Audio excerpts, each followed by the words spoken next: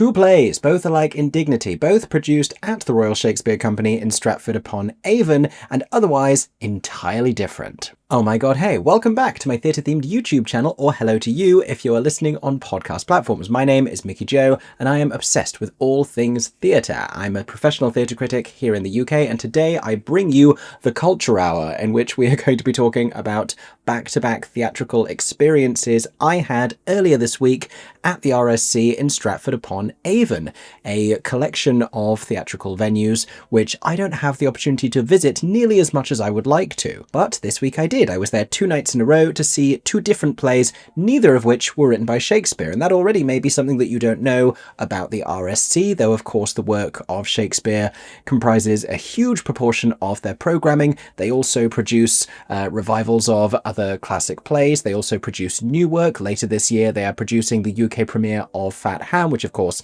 has a link to Shakespeare, but I was there to see a new adaptation of The Constant Wife by Laura Wade, as well as a revival of Sarah Kane's 448 Psychosis. Incredibly different plays that we're going to be talking about today with back-to-back reviews. Are you excited? You should be excited. I'm excited. It's midnight here and I'm about to spend an hour talking to the tiny people inside my camera about why I loved these 2 pieces of theatre so much. How could I not be excited? And the conversations that we're going to be able to have about them are strikingly interesting and strikingly different. Now, if you have been lucky enough to see either of these productions, I would love to know what you thought as well in the comment section down below. Feel free to share all of your thoughts, or indeed if you've seen any other productions, either of other versions of The Constant Wife or of 448 Psychosis, if you maybe saw the original production of this 25 years ago at the Royal Court. And as always, if you enjoy listening to what I have to say and you want to hear more of my theatre reviews, make sure you're subscribed to my theatre-themed YouTube channel or following me on podcast platforms. In the meantime, let's talk about some theatre from the RSC.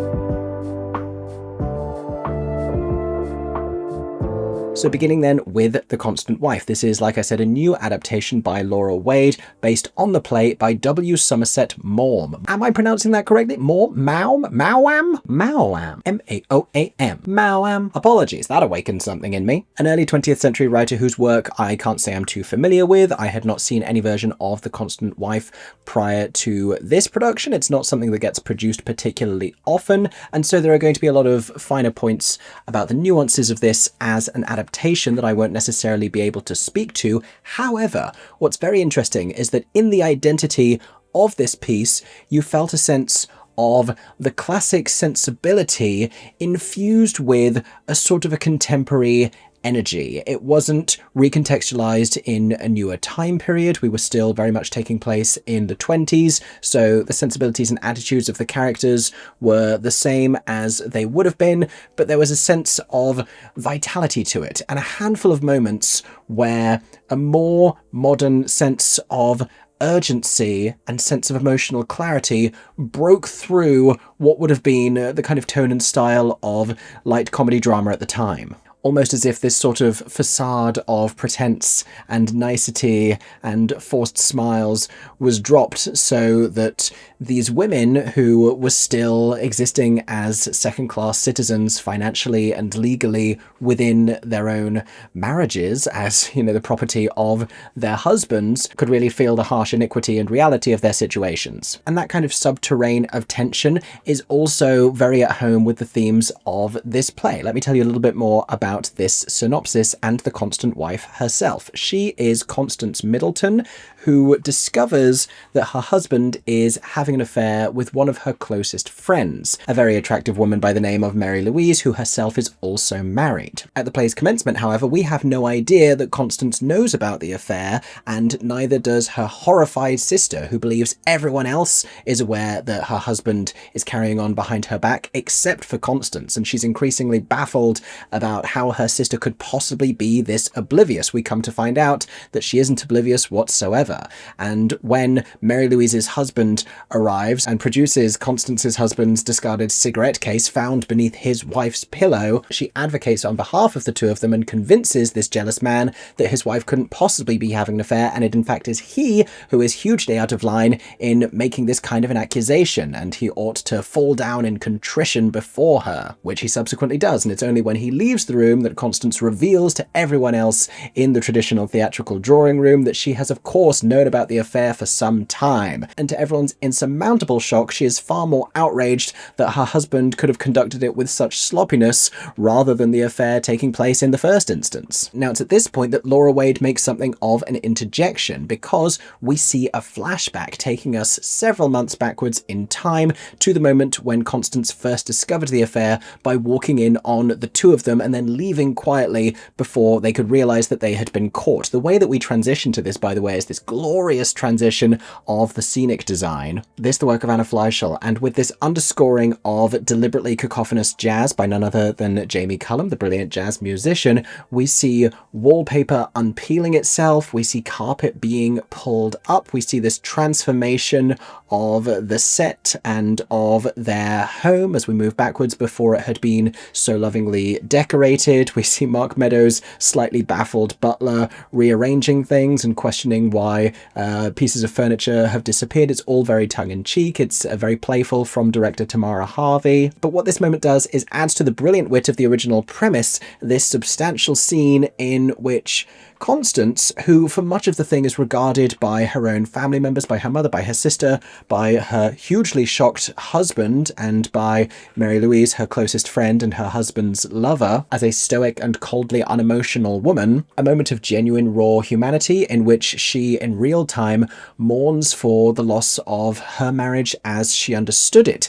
What's really interesting is that the choice is also made that she is returning from having taken their child to boarding school, and she's already feeling a substantial quantity of emotions around that, and her role and identity as a mother is a huge component of Laura Wade's version of this story. This is not just the constant wife, this is the constant wife and mother, which also I think adds to the outrage of the infidelity in the first place. Not only did her husband not go with her to take the child to school, he spent that time conducting an extramarital affair with her best friend. Now Constance's masterstroke here is not to bring her awareness of the situation to his attention, but to instead realize that she has the upper hand in this situation and to use that knowledge to her own gain. And in the time that she has between finding out and that knowledge being discovered, she enters into business with her sister as a talented interior designer, and she makes for herself a substantial amount of money, earning her the very important financial freedom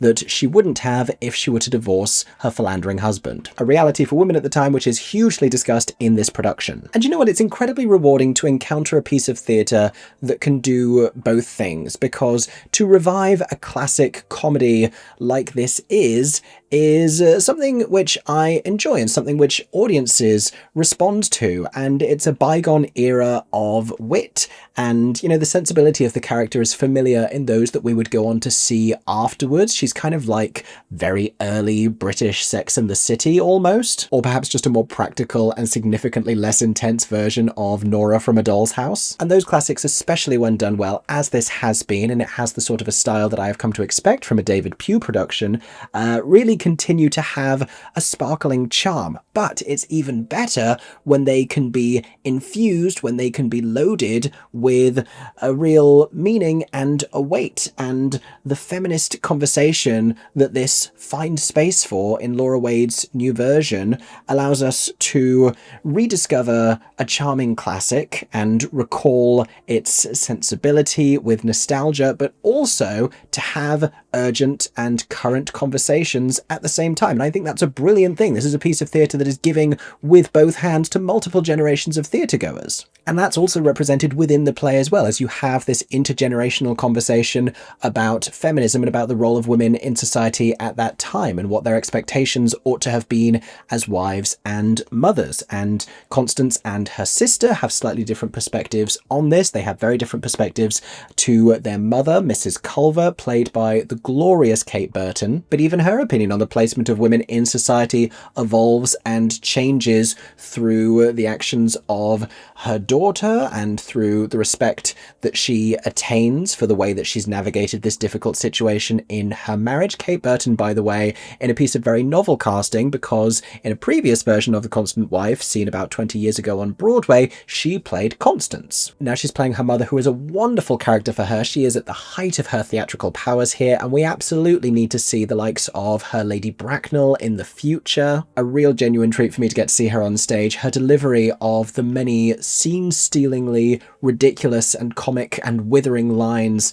that she is afforded in this material is absolutely perfect. And she does just as much with the likes of a pursed lip or a raised eyebrow or an expression of shock. My favourite moment, and I could have died laughing at this, I was just absolutely beside myself, is one in which Constance is considering the possibility of a flirtation with a former suitor who she suspects may still have an affection for her, who is visiting her for the first time in several years, since before she was married, and he had attempted to propose to her many, many times. And she, having no idea if during this reunion she will find him attractive or if he will find her to still be attractive, plans with her mother whether or not she ought to leave the two of them alone, and she devises that she will give her some kind of a signal, and that they will either change the subject and make him feel awkward so he will leave of his own accord, or she will take a handkerchief and drape it across the piano. The comedy of which is that it transpires to be such an unnatural and odd thing for her to do. But the beauty of this joke is that when this happens, and she repeatedly does this more and more determinedly because she really wants to be left alone with this charming man, her mother, Mrs. Culver, is clearly confused and panically says to her as she leaves the room, "I couldn't remember whether draping the handkerchief meant to stay or to go, and then you kept doing it, which only made me more confused." It was beautiful. It was absolutely hysterical. And this in a very smoothly, if slightly quaintly directed production that manages to find outrageous moments of comedy as well as really thought-provoking exchanges about feminism and what it meant then and what it would go on to mean. There's a lot of meta-theatricality around the piece as well. At one point, Constance's sister levels at her the suggestion that her behaviour and what she does in response to this situation may in fact be influential for a generation of women. Even more on the nose, at the end of the first act, Constance and her gentleman friend are attempting to leave in order to go to the theatre to go and see a play called, you guessed it, The Constant Wife. And when we return from the interval, they conclude that there's no point in going now because they will have missed the first act. And don't you just hate it when you go and see a play and you come back after the interval and you forget what's happened during the first act, at which point they recap it all for us because we're in exactly the same position. It's very cute.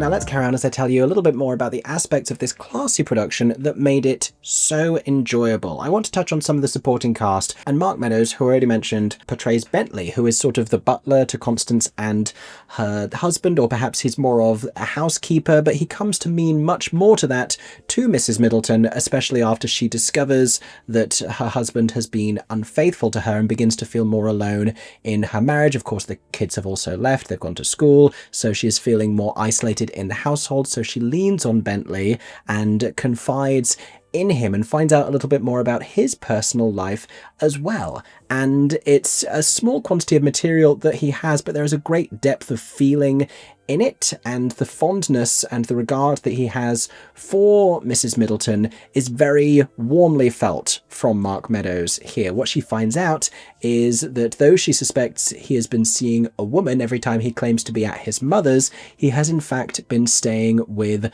a lover, but that it is a man. This is not extensively talked about in the play, but it is heavily enough implied, and Constance responds with a sort of implicit allyship, which we stan in the 1920s from a wealthy white woman. And we also appreciate this from playwright and adapter Laura Wade, because this feels like a deliberate nod to the original playwright W. Somerset Maugham, who secretly led a gay life but wasn't able to depict explicitly queer characters. I don't believe that this was a particularly substantial character in the original play. Certainly I don't think that this was an aspect of his characterization, and this would have been around the time that Oscar Wilde was imprisoned due to revelations about his own identity as revealed through his writing. So, you know, people had to be careful. I also particularly enjoyed Luke Norris as John Middleton, Constance's husband, and Emma MacDonald as her friend and John's lover, Mary Louise. And I liked how these two were so of the era and so tonally in that realm, that 1920s vintage comedy sound and characterization,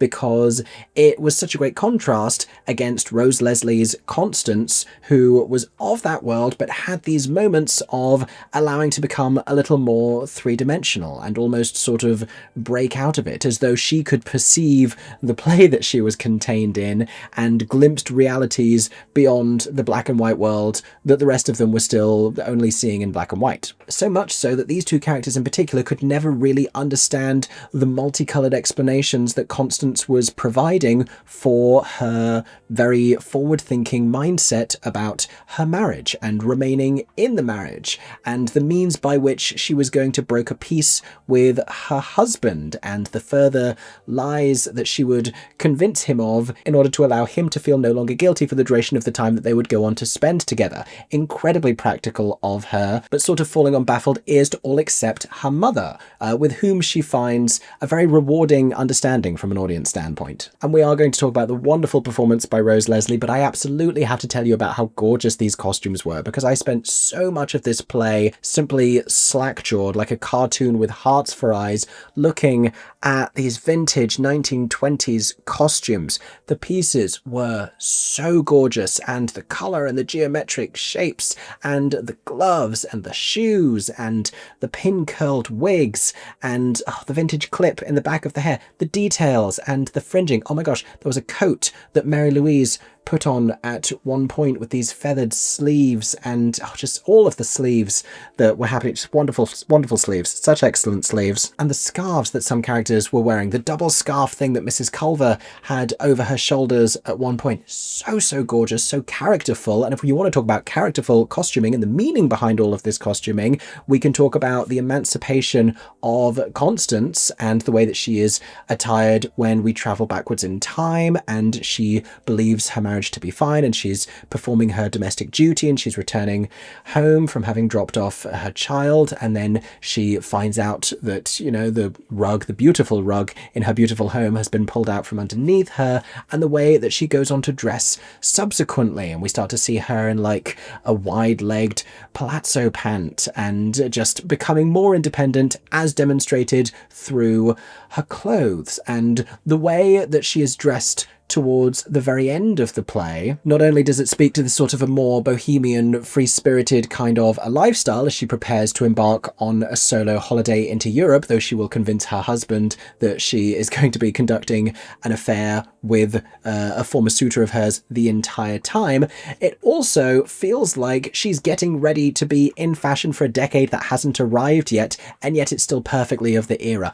Gorgeous, incredible costuming, some of my favourite that I've seen in a very long time, and these are the co-designs of Anna Fleischl, who also designed the set, as well as Kat Fuller. I don't know to what extent these were sourced pieces or newly designed, but incredibly gorgeous, so stylish. I absolutely loved them. But finally then, let's discuss the brilliant performance of leading lady Rose Leslie. We have not seen enough of her on stage. She is fantastic in this, remarkably swift with the comic revelations at the comedic climax of the whole thing, when everybody finds out just how much she already knew. The biggest punchline of this moment being the way in which she criticizes her husband for having not been more secretive about the affair with her best friend. But it's those moments of humanity that we get to glimpse. It's the contrast between where she ends up and that flashback when she felt so broken, when she was so uncertain of what she was going to go on to do, because we've had the opportunity to share that moment of vulnerability and heartbreak with her, and as the whole thing has played out in real time and she's had to adjust to heartbreak and had to compartmentalize and had to form a practical plan for her own self-preservation very quickly, we are, more so than anyone else in her life, except perhaps Bentley, completely emotionally aligned with her for every subsequent moment of this play, even as her decisions seem shocking, even as she is portrayed to be acting heartlessly towards her own husband. We're empowered with the understanding of how she has arrived at this particular emotional response, and it's just a really fantastic and layered performance from Rose Leslie. There are brilliant moments a little later on when she is challenged on the way that she is behaving around all of this, even by those who she expected to understand her, even by her very feminist, very anti-marriage sister, who would basically much rather she simply divorced the swine, and indeed by her mother, who considers this to be just something that women are expected to put up with. In these moments, we see that she isn't unemotional. We see the frustration and the pain of it all break through as she advocates for herself in a society stacked against her as a woman. Like I said, a piece of writing which brilliantly gives with both hands. It retains the classic comedy of it all, like a bubbling glass of champagne, but at the bottom of all of that, there is a really juicy and substantial piece of fruit. So a theatrical Bellini, I suppose, is what you could call The Constant Wife. I thoroughly enjoyed this production. I hope that it goes on to have a future life, if only so that I can go and spend more time looking at those costumes because they were so gorgeous.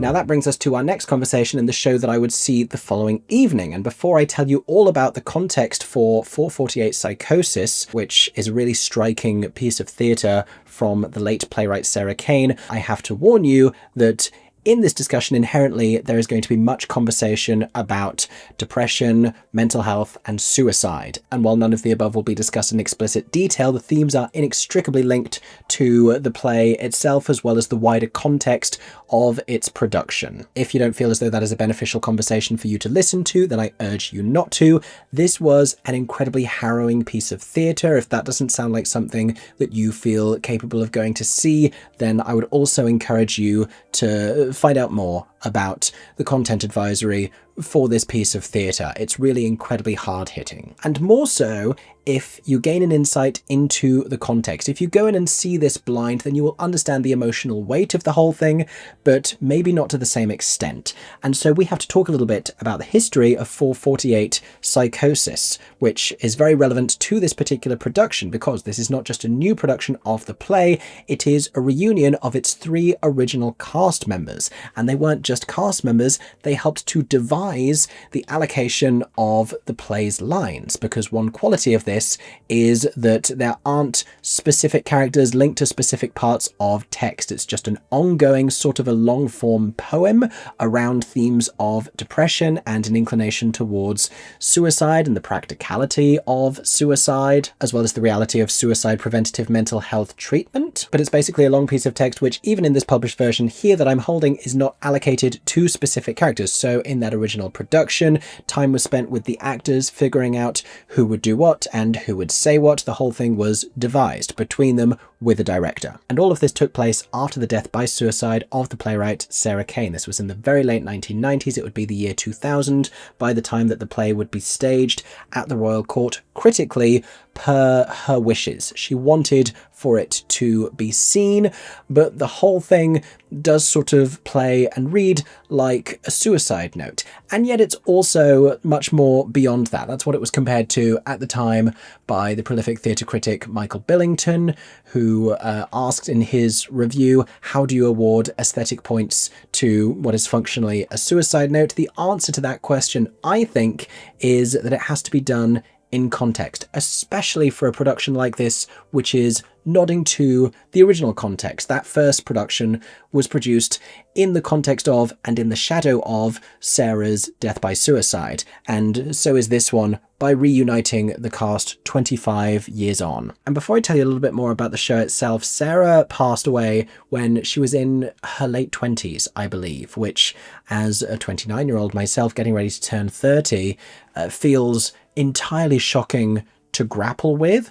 I dare say these cast members must all have been around that same age at that time, now doing it 25 years older, and of course I didn't see that original production, I was 5 years old. There is a sort of a morbid sense, at least that's what I took from it, of these actors, because they are speaking lines and delivering thoughts and emotional ideas which were clearly so personal to Sarah Kane, they feel almost representative of versions of her who survived the mental health crisis that she was experiencing, only to feel with the same acute depression, the same suicidal tendencies 25 years later into their lives. Simply and perhaps crudely put, it felt almost like watching a trio of depictions of Sarah Kane who had lived to be 25 years older and still just as profoundly desperate to end her own life, which is a really staggering thing to try and come to terms with. Now, the material itself is non-narrative. It's almost more like a cacophony of separate, isolated, intrusive thoughts. And I believe there's some connection to the kind of thoughts that arise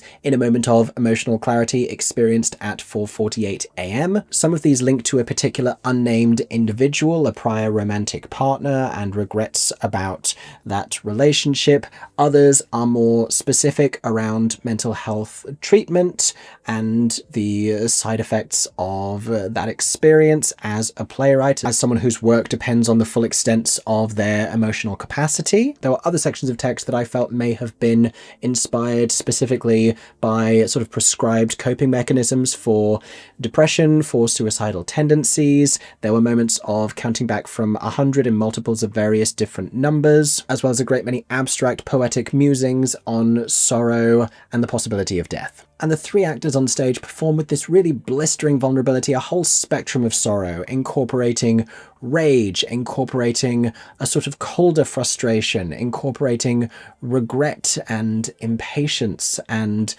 this very emotionally exhausted, sad quality. There is unsurprisingly a powerfully heavy quality to the whole thing, but it is, aside from anything else, a real masterclass in depth of acting and characterization. One of the performers on stage is co-artistic director of the Royal Shakespeare Company, Daniel Evans, co-artistic director, I should add, with Tamara Harvey, who was the director of the last play that we just spoke about. He was joined by other original cast members, Joe McInnes, who I gather now works more often as a director, and Madeline Potter, who I've had the joy of seeing before on stage at the Edinburgh Fringe Festival. All three of them utterly brilliant, and so closely connected on stage as a chorus, despite very infrequently engaging with each other physically via eye contact or in exchanges of dialogue. And I believe as well that this is largely the same creative team who have also reunited from the original production. That is director James MacDonald, designer Jeremy Herbert, lighting designer Nigel Edwards, and sound designer Paul Arditi. And it's real pin drop sound design. The lighting is harsh, unforgiving, and exposing, achieving the sort of